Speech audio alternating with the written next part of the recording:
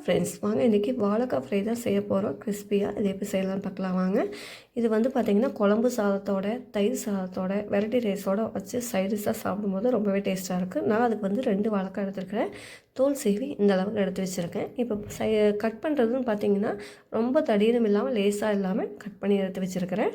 இப்போ பார்த்திங்கன்னா ஒரு 1/4 டீஸ்பூன் மஞ்சள்தூள், 1/4 டீஸ்பூன் கரம் மசாலா தூள், 1/4 டீஸ்பூன் மல்லித்தூள், 1 ஸ்பூன் அளவுக்கு மிளகாய் தூள் எடுத்துருக்கேன். இஞ்சி பூண்டு பேஸ்ட் பார்த்திங்கன்னா 1/4 டீஸ்பூன், தேவையான சால்ட்டு நல்லா கலந்து கொடுத்துருங்க. நல்லா பெரட்டி எடுத்து ஒரு 10 நிமிஷம் போல் மூடி போட்டு வச்சுருங்க. இப்போ தவாவில் வந்து ஒரு 4 ஸ்பூன் அளவுக்கு எண்ணெய் ஊற்றிருக்கேன். எண்ணெய் வந்து காஞ்சிருச்சு. இப்போ வந்து 10 நிமிஷம் வச்சுருந்து ஊறிடுச்சு. இப்போ பாருங்கள் எடுத்து போட்டுக்கலாம். எண்ணெயில் நல்லா திருப்பி விட்டுக்குங்க.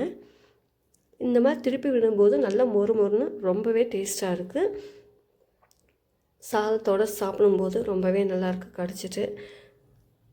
நீங்களும் ட்ரை பண்ணி பார்த்துட்டு எப்படி இருக்குன்ட்டு கமெண்டில் சொல்லுங்கள். மறக்காமல் நம்ம சேனலை சப்ஸ்கிரைப் பண்ணிக்கோங்க. பிடிச்சிருந்தால் லைக் பண்ணுங்கள், ஷேர் பண்ணுங்கள். See you all.